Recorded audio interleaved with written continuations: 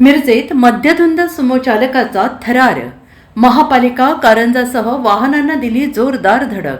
मोठा अनर्थ टळला. अपघात सीसीटीव्ही कॅमेऱ्यामध्ये कैद. मिरज शहरातील 100 फुटी रस्ता परिसरात आज दुपारी एका मद्यधुंद चालकाने भरधाव वेगाने वाहन चालवून मोठा अपघात घडवून आणला. या अपघातात महापालिकेचे कारंजे रस्त्यावरील विजेचा खांब आणि एका चारचाकी वाहनाचे मोठे नुकसान झाले आहे. सुदैवाने अपघाताच्या वेळी रस्त्यावर गर्दी नसल्याने एक मोठी जीवितहानी आणि अनर्थ टळला. हा सर्व थरार परिसरातील सीसीटीव्ही कॅमेऱ्यामध्ये कैद झाला आहे.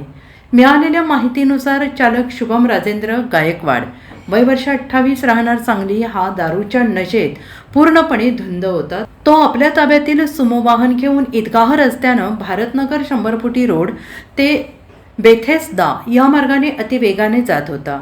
मद्याच्या नशेत असल्याने चालकाचा वाहनावरील ताबा सुटला आणि भरधाव सुमोने 100 फुटी रोडवरील डिवायडरमधील इलेक्ट्रिक पोल महापालिकेचे कारंजे रस्त्याकडेला उभा असलेल्या एका चारचाकी वाहनाला जोरदार धडक दिली.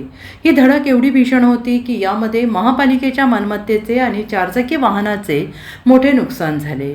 अपघात घडताच आजूबाजूच्या नागरिकांनी तातडीनं धाव घेत मद्यधुंद चालक शुभम गायकवाड याला जागेवरच पकडले. नागरिकांनी त्याला ताब्यात घेऊन तात्काळ पोलिसांच्या हवाली केले. हा अपघात घडल्यानंतर घटनास्थळी नागरिकांची मोठी गर्दी जमली.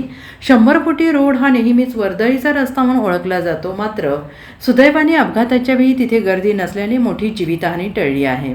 सुरेश लक्ष्मण नांद्रेकर.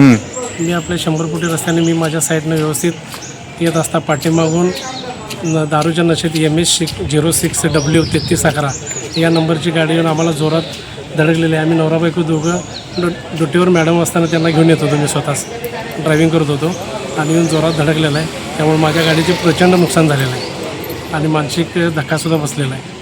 तो एवढा भरधाव होता, दारू पिला तरी त्याचं स्वतःचं नियंत्रणच नव्हतं गाडीवर.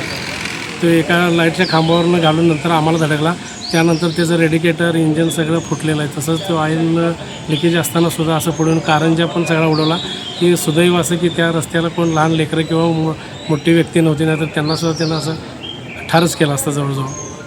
Bureau report SBN Marathi, Miraj.